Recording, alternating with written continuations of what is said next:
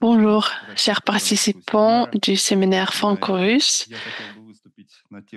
Je voudrais parler aujourd'hui du sujet que j'ai formulé comme mondialisation, globalisation et transport mondiaux. En train de préparer ma recherche liée au transport mondiaux ou globaux, je suis tombée sur des articles de différents auteurs qui utilisaient ces nouveaux termes, ces nouvelles notions telles que la globalisation ou le ralentissement de la mondialisation, la démondialisation, etc. Mais comme je travaillais surtout sur les transports mondiaux, j'ai décidé de lire plus attentivement ces recherches pour projeter les questions liées à la mondialisation au développement du transport dans le monde. Pour commencer, je voudrais dire que sur les 10-20 années précédentes, on a eu beaucoup de nouveaux termes qui ont fait leur entrée dans le monde de recherche, de science, et c'est quelque chose de tout à fait normal parce que le monde et l'économie sont en train de se développer. En même temps, on a aussi des concepts, des termes qui empêchent surtout les jeunes chercheurs non pas à comprendre, mais à bien formuler les objectifs et les positions, leurs positions dans le cadre de recherche. Je voudrais dire également que on a vu des recherches sur la fragmentation, sur la nouvelle régionalisation, etc. Et bien sûr, je ne pourrais pas vous parler de toutes ces questions, de tous ces sujets aujourd'hui, parce que je me focalise vraiment sur le développement des transports mondiaux, mais je voudrais quand même au moins évoquer ces problèmes qui existent. Alors, la première idée que je voudrais partager et quelques conclusions que j'ai eues de ma recherche, elles sont à la surface, je dirais, mais il faut quand même dire que normalement, le développement de l'économie mondiale est perçu, est évalué du point de vue des indicateurs monétaires liés à l'argent, donc développement du commerce, des échanges commerciaux. Mais comme je vais vous démontrer, il faut prendre en compte le commerce mondial exprimé en des quantités physiques telles que les tonnes, les volumes des produits, parce que quand on utilise des indicateurs des valeurs qui sont monétaires, ça donne des résultats tout à fait différents.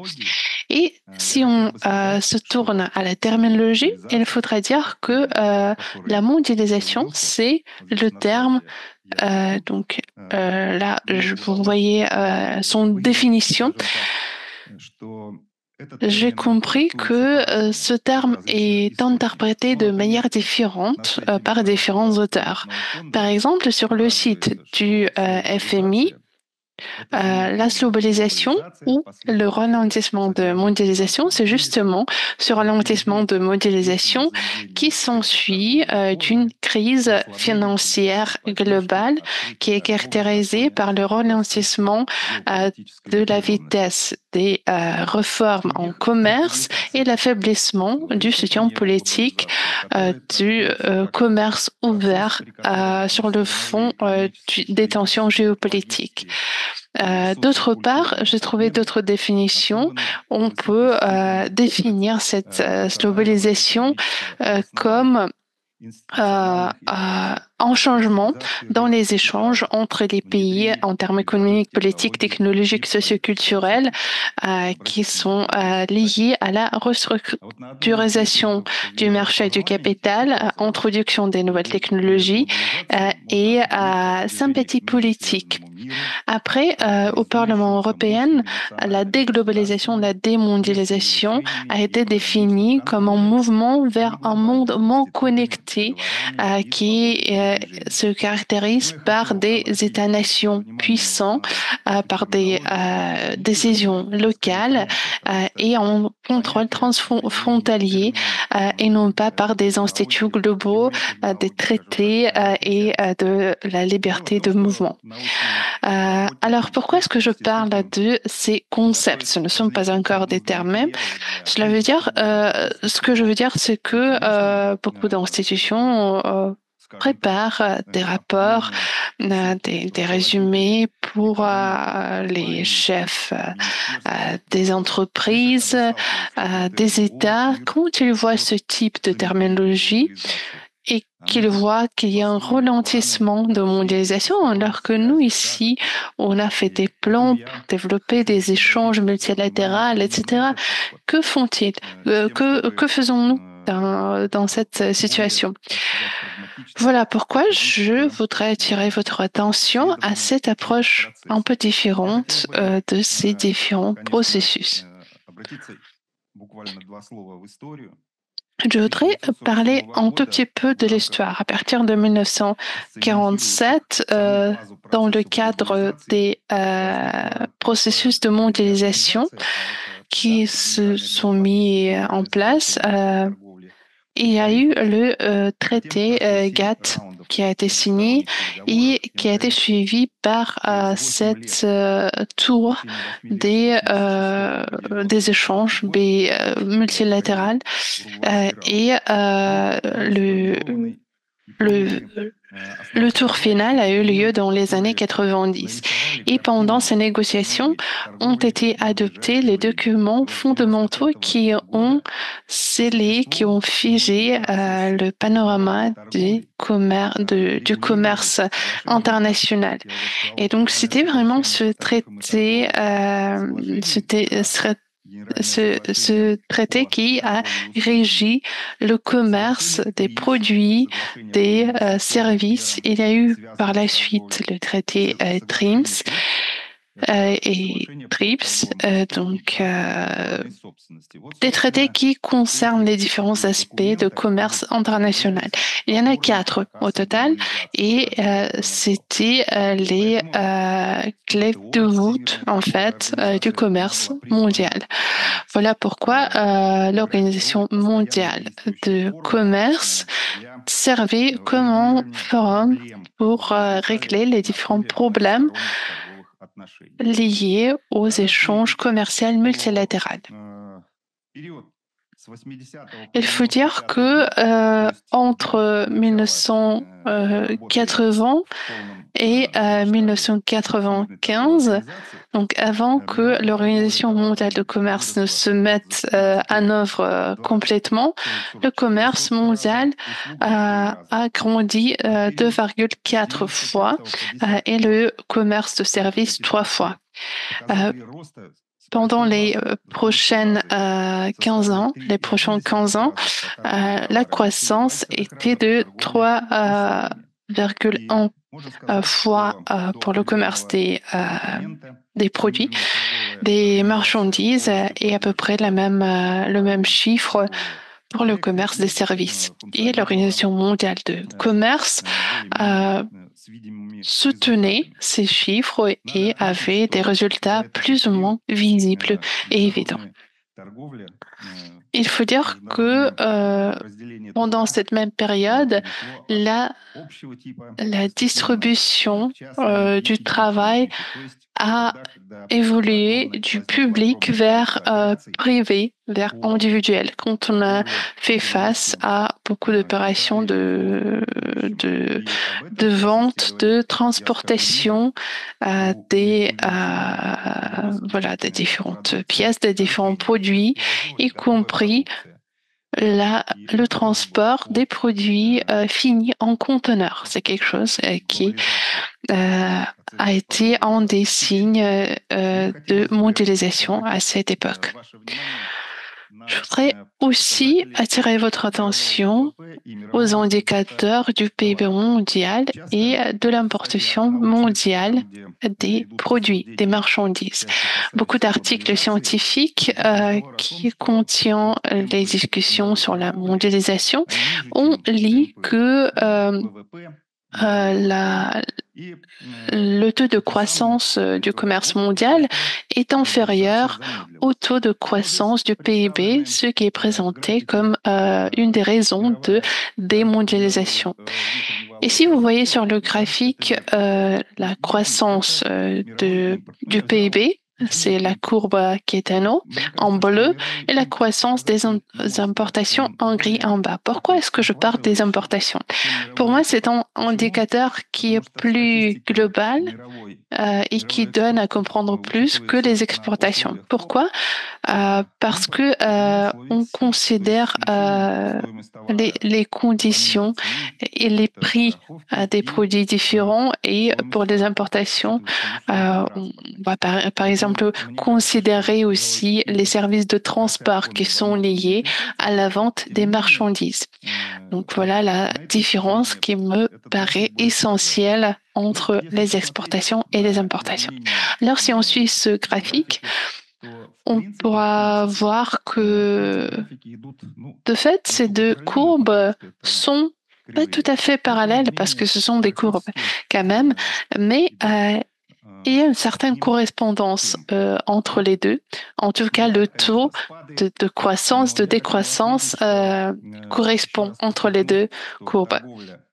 Et je voudrais souligner encore une fois, euh, le commerce qui est mesuré en dollars, en prix et en valeur monétaire, ce n'est pas la même chose que commerce évolué en volume de marchandises et de services. Par exemple, si le pétrole qui coûtait 40 euros et après passe à coûter 80 euros, ça change bien sûr les statistiques, mais il faudra regarder plus près ces chiffres pour comprendre de quoi il s'agit en été. Alors regardons le graphique à nouveau. Nous avons une dynamique assez active de croissance du PIB ainsi que les importations. Sur la même période, entre 2020 à 2023, la croissance était de 36%.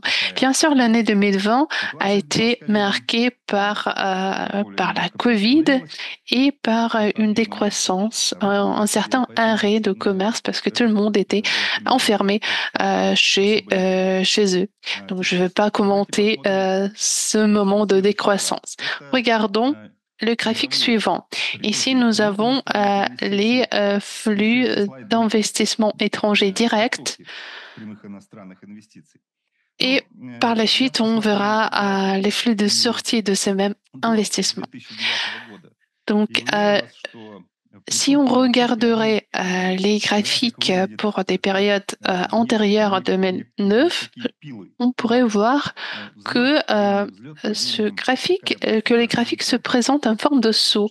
Donc il y a vraiment de scie, pardon, avec des périodes de croissance suivies par des périodes de décroissance et ainsi de suite.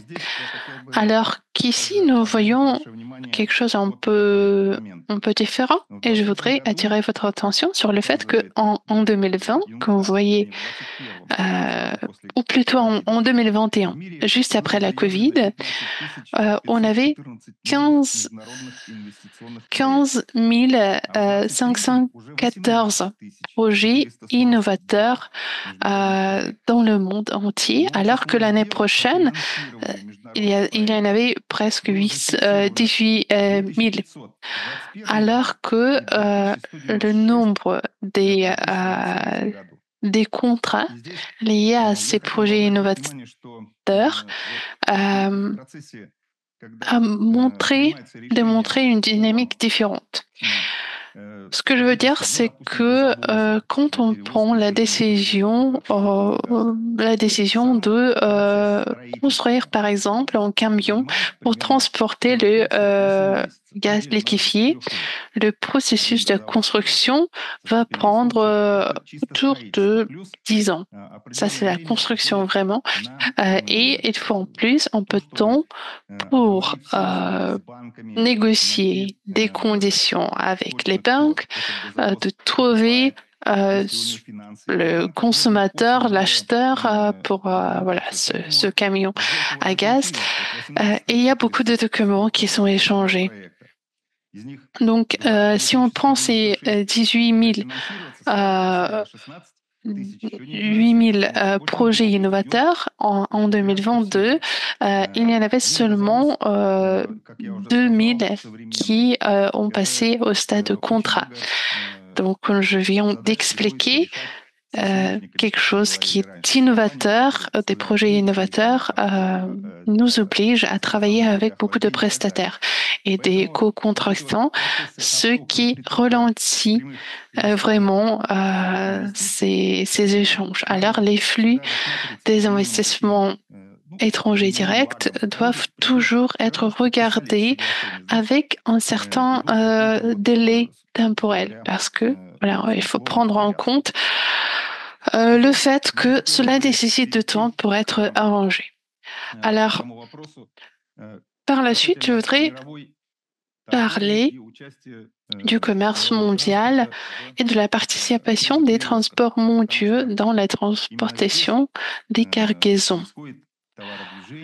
Parce que c'est ici que nous voyons les transports des marchandises, des services, et c'est un nouveau angle pour regarder la mondialisation.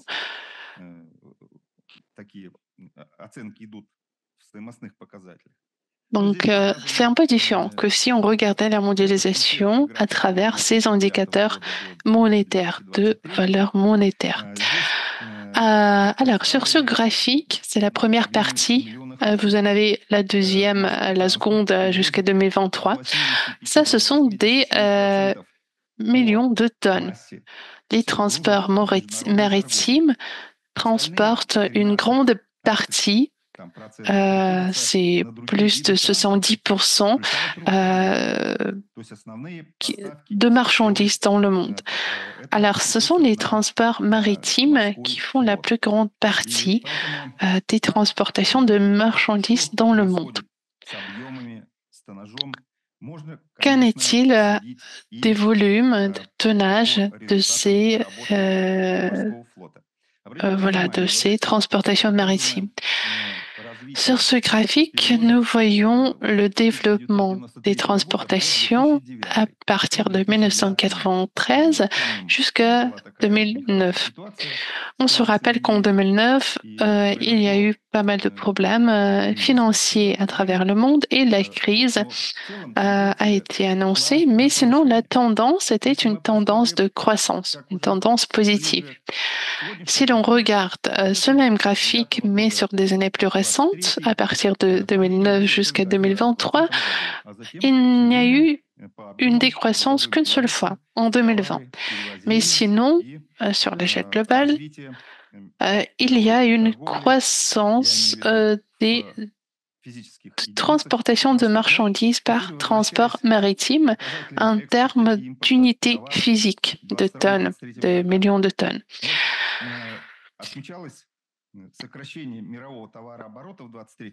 En 2023, on a vu le volume commercial global chuter, pas chuter, mais diminuer de 50 millions de dollars jusqu'à 48 millions de dollars, donc une baisse de 5%.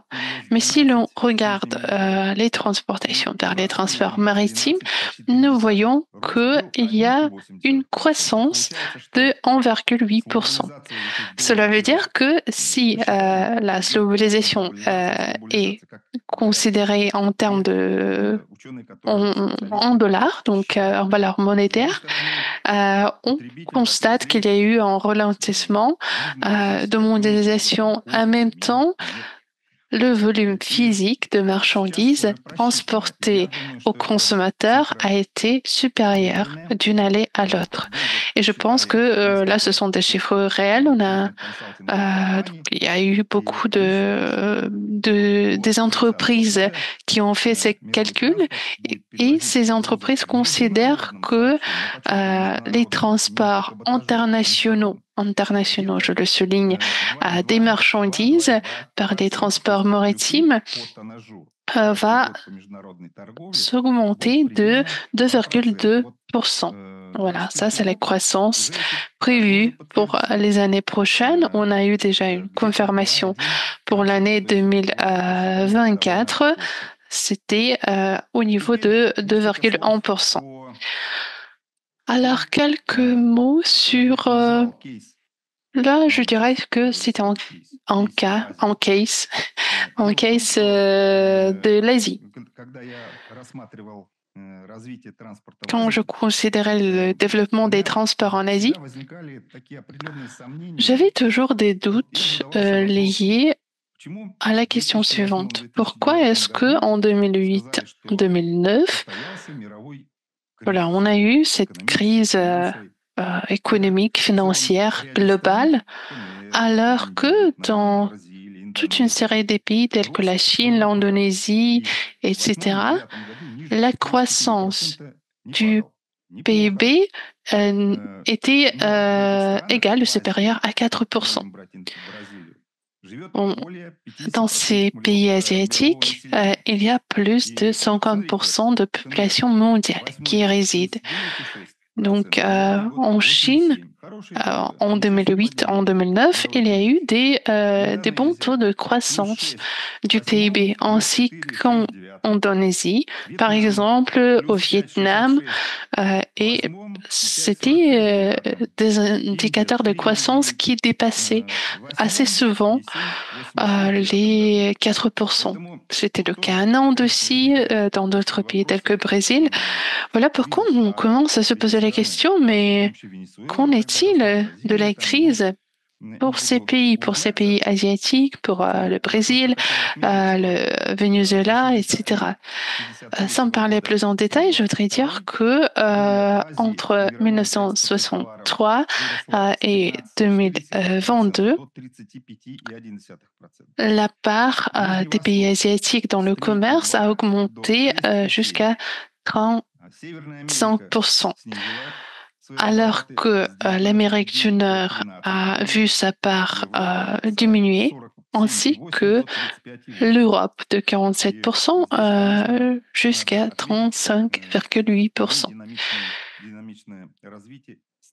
Donc ici, on ne peut que souligner la dynamique de croissance des pays asiatiques. Quelles sont les implications pour les transports? Parce que ça, c'est vraiment mon sujet d'études et de recherche.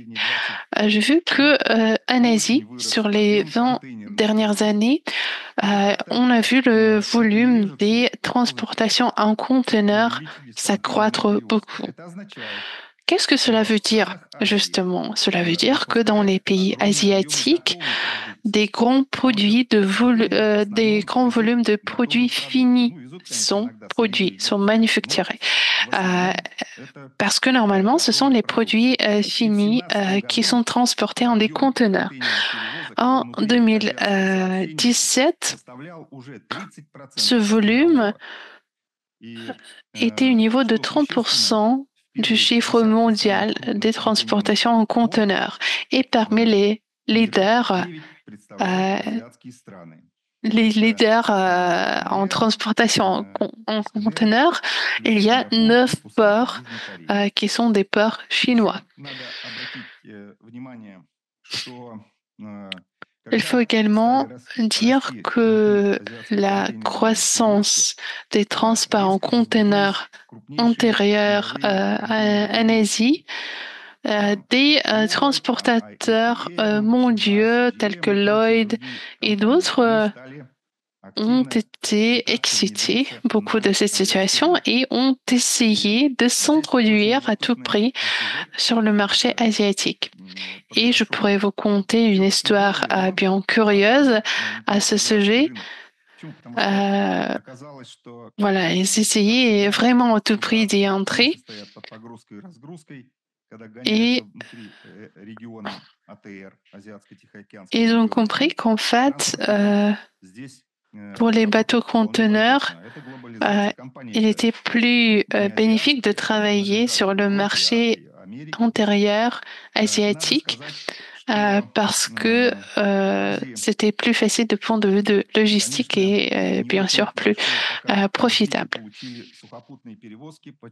En même temps, il faut dire que des transportations terrestres par terre en Asie ne sont pas très développées à cause du manque des chemins de fer dans beaucoup de pays. En Russie, par exemple, il y a une grande longueur totale des chemins de fer. En Asie, ils calculent par des mètres de chemin de fer par 1000 personnes. En Asie, c'est 137 mètres. En Europe, en Amérique du Nord, c'est plus de 480 mètres par personne. Donc, vous avez cet écart qui est vraiment gigantesque.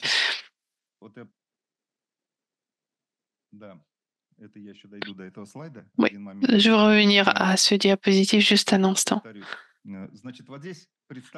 Alors, dans ce tableau, nous voyons quelques chiffres qui sont intéressants à mon avis. Alors ici, nous avons la structure du matériel roulant terrestre, qu'est-ce qu'on utilise pour transporter les marchandises et les personnes dans la région asiatique pacifique. Donc, pour les pays avec des revenus par personne bas, on utilise surtout des 2 roues, des 2-3 roues et des petits véhicules.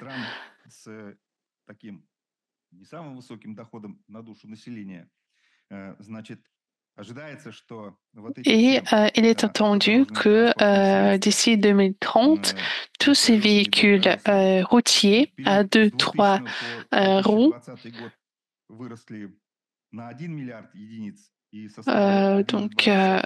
il y a eu une croissance pour cette catégorie avant 2020 et on considère que d'ici 2030, il y en aura plus de 1,6 milliard d'unités de véhicules.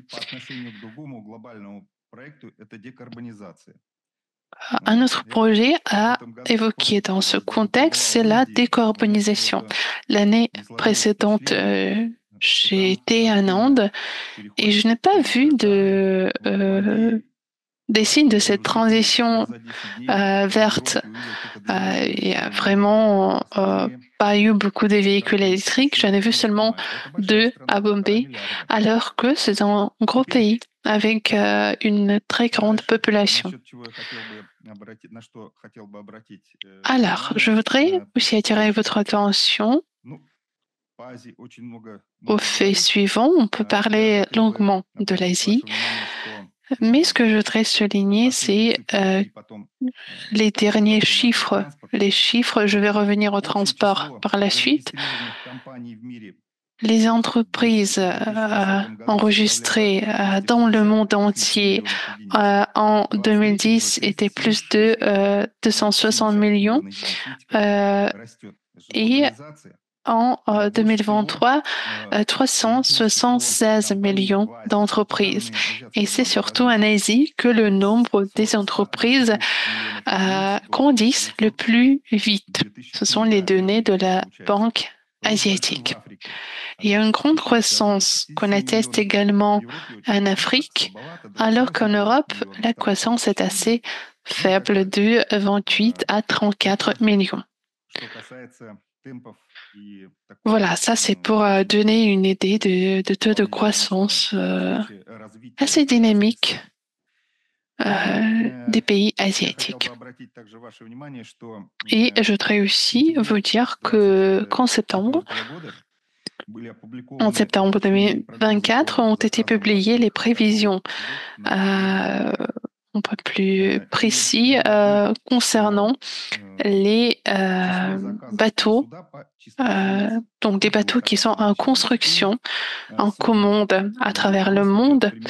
Et il y a une croissance autour de 5% sur un an, si on considère juste le nombre des bateaux commandés.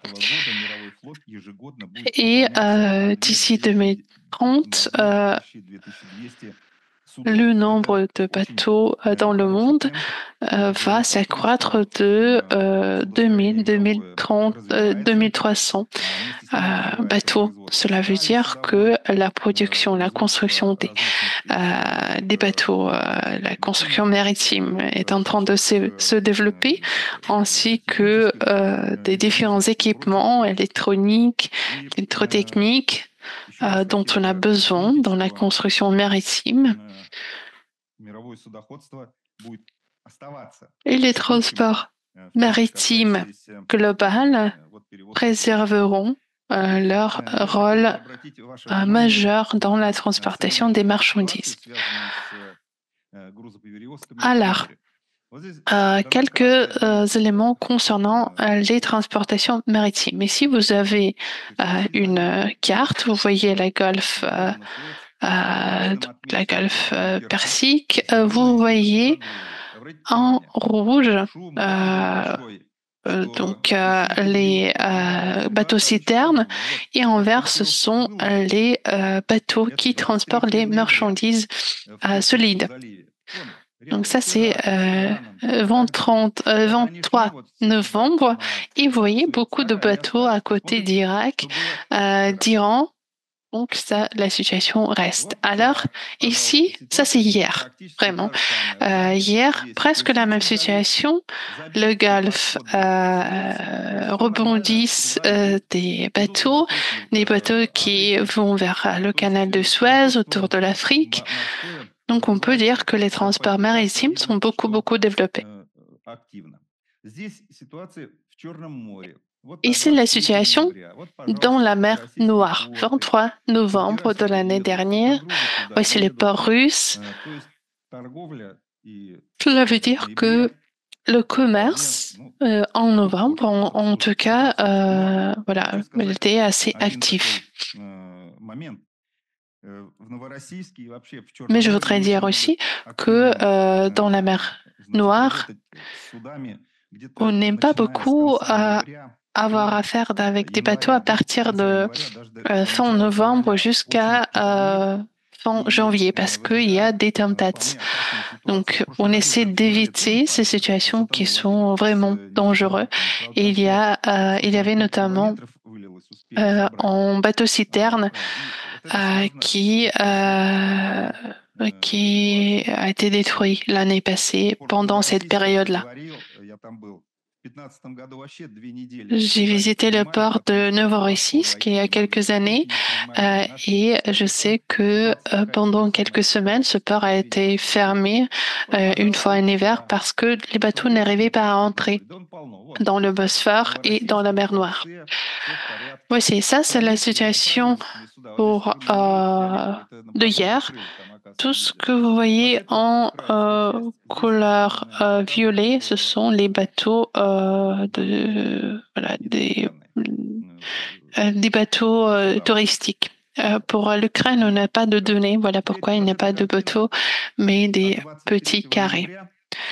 Ici, nous voyons la situation mondiale pour novembre 2024. Alors, les bateaux citernes en rouge, les bateaux à cargaison sèche en vert. On a vu déjà quelques régions plus en détail. Et pourquoi est-ce que on disait dans les journaux que les transports maritimes se sont arrêtés, que tout le monde était en train de perdre de l'argent. Mais en fait, pas tout le monde va passer par le canal de Suez parce que c'est assez cher. Il y a beaucoup de monde, donc il y a des longues queues à attendre. Et donc il y a pas mal de bateaux qui vont contourner l'Afrique. Ça, c'est la situation d'hier. Qu'est-ce qu'il y a ici? C'est presque la même chose qu'en novembre. Tout fonctionne. En violet, ce sont les bateaux passagers. Parfois aussi, il y en a des roses ici, de couleur rose, et ce sont des bateaux des pêcheurs. Sinon, toutes les routes maritimes sont très actives. Alors, on ne pourrait pas dire que ce sphère est en décroissance. Alors, je touche à la fin de mon intervention, mais je voudrais vous parler d'une autre chose.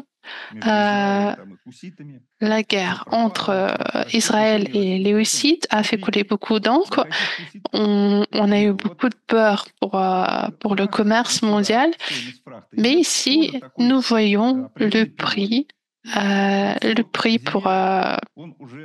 pour le fret des bateaux, et nous voyons cette courbe se réduire vers la fin de l'hiver, se lier à la saisonnalité de transportation de pétrole et d'autres produits liés à l'énergie.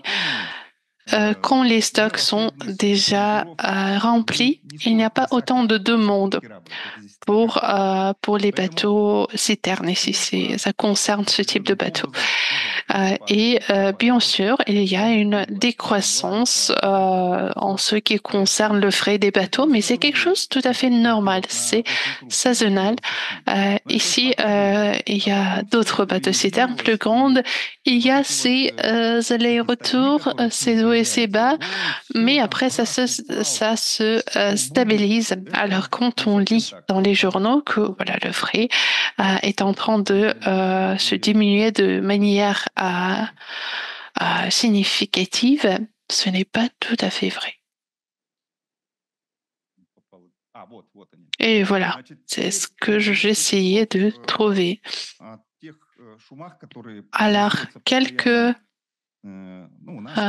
mots encore sur ce qu'on lit dans la presse, surtout étrangère, c'est ce qui concerne ce qu'on appelle la flotte d'ombre des navires citernes de Poutine. Il y a surtout les Scandinaves qui en parlent. Et il y a bien sûr les bateaux officiels qui sont enregistrés, qui paient leurs impôts. Et d'habitude, cette marine commerciale ne change pas de drapeau. Il y a aussi la marine commerciale grise, la flotte grise. Pourquoi?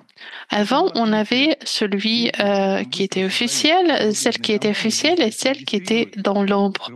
Alors, en ce qui concerne la marine grise, il y a toute une série de mécanismes pour faire une apparence de légalité pour ces bateaux.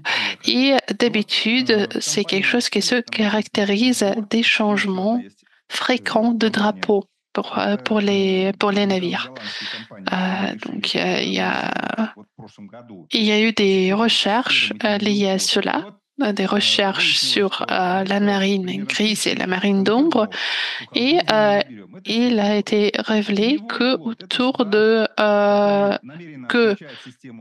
la marine d'ombre comprend autour de 1000 navires.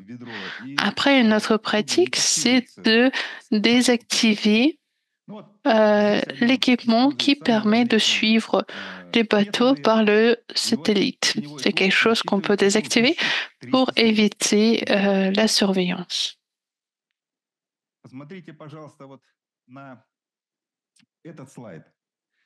Je vous invite à regarder les chiffres sur ce diapositive.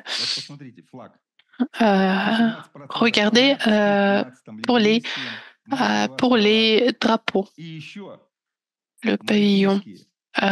Donc, on a la Malte, on a Panama, on a seulement 12% pour les États de l'Union soviétique.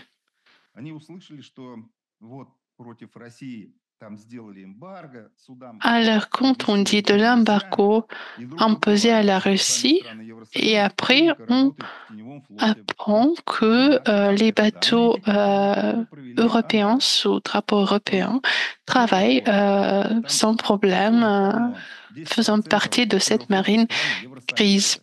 10% de cette marine grise sont des bateaux sous drapeau européen, tels que la Grèce, par exemple. Donc, la Grèce possède presque 50% des navires qui font partie de la marine grise. Alors, quels sont Les pays d'approvisionnement en pétrole, c'est pour, pour la flotte, pour la marine grise, ce sont les pays tels que l'Inde, la Chine, la Turquie, Singapour, l'Arabie Saoudite et pour la flotte d'ombre, ce sont aussi les pays de l'Union européenne. Voilà, je pense que j'ai déjà utilisé tout mon temps. Merci pour votre attention. Merci beaucoup, Yuri. Merci, chers collègues. Vous avez la possibilité de poser des questions si vous en avez au professeur Sherbanin. Je ne vois pas de main ou de réaction. Sinon, c'est moi qui va commencer avec une question. Et n'hésitez pas à me rejoindre. Est-ce que je comprends bien que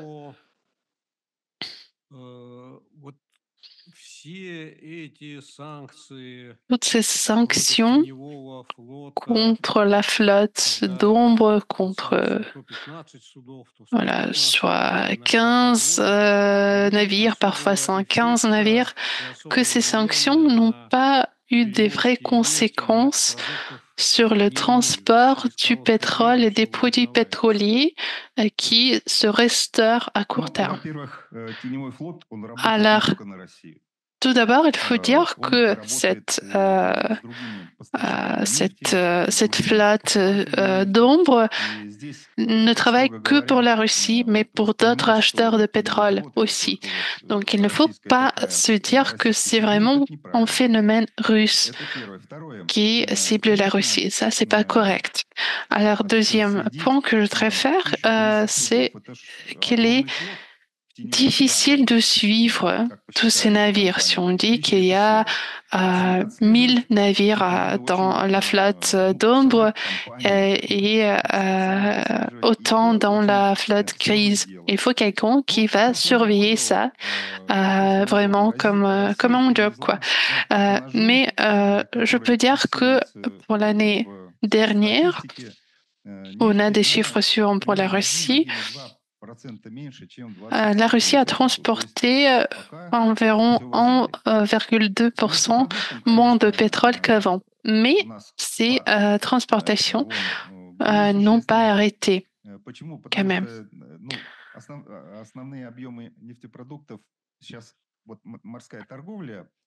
Alors, le pétrole est surtout transporté par des transports maritimes. Avant, c'était toujours plus de pétrole et moins de produits pétroliers. Alors qu'aujourd'hui, ces deux indicateurs sont presque égaux. Donc, on vendait surtout le carburant diesel en Europe, en l'Union européenne. C'est quelque chose qui ne se fait plus, ce qui a bien sûr fait baisser le volume de commerce. Mais je ne dirais pas qu'on doit s'alarmer en nous basant sur les résultats de l'année dernière, donc 2024. Je me base sur les chiffres officiels seulement. Il n'y a pas de quoi s'alarmer. Merci. Alors, une autre question. Pourriez-vous décrire de point de vue quantitatif les changements liés aux exportations, aux importations russes? Comme vous avez dit, quand la Russie a réduit ses importations en Europe de l'Ouest, dans d'autres pays, et a trouvé de nouveaux pays intéressés par ces importations, est-ce que vous pourriez expliquer en pourcentage quelle part de volume est partie en Asie, au Sud, utilisant des routes alternatives aux routes européennes?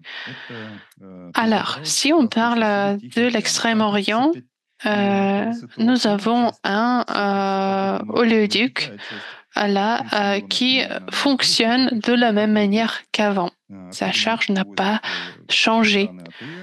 C'est le pétrole qui part aux pays de la région Asie-Pacifique et il n'y a pas eu de changement presque en ce qui concerne le pétrole. Pour les produits pétroliers, il n'y a pas de grand marché là. Dans cette région, cela n'a jamais été l'objectif parce qu'il y a déjà pas mal de produits pétroliers dans cette région. Il ne faut pas oublier que l'usine pétrolière la plus grande du monde se trouve pas loin de la Corée du Sud. Donc c'est là que toutes sortes de pétrole arrivent pour être transformés en produits pétroliers. Et il y a 3 leaders mondiaux en production des produits pétroliers. Ce sont des usines de la Corée du Sud. Donc il n'y a vraiment pas de demande pour les produits pétroliers dans la région. Voilà, cela concerne toutes sortes des produits pétroliers. En ce qui concerne le nord-ouest de la Russie, en nous basant sur les derniers chiffres, Primorsk, le port qui traite autour de 40% des produits pétroliers, le chiffre reste actuel. Les ports sud ont réduit leur activité. Ce n'est pas lié tellement au problème, dans le sens que le problème principal là, dans cette région, c'est par exemple la reconstruction de l'usine à Tuapse qui était censé vendre le combustif de diesel.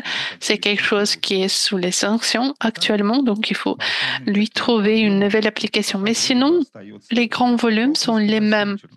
La mer Baltique, la mer Azov et Noire et la région Pacifique. En ce qui concerne la région arctique, c'est surtout l'exportation du gaz naturel liquéfié. Donc, Novotek, qui gère tout ce commerce, dit que ça va. Ils ont eu une tendance positive, une croissance l'année dernière.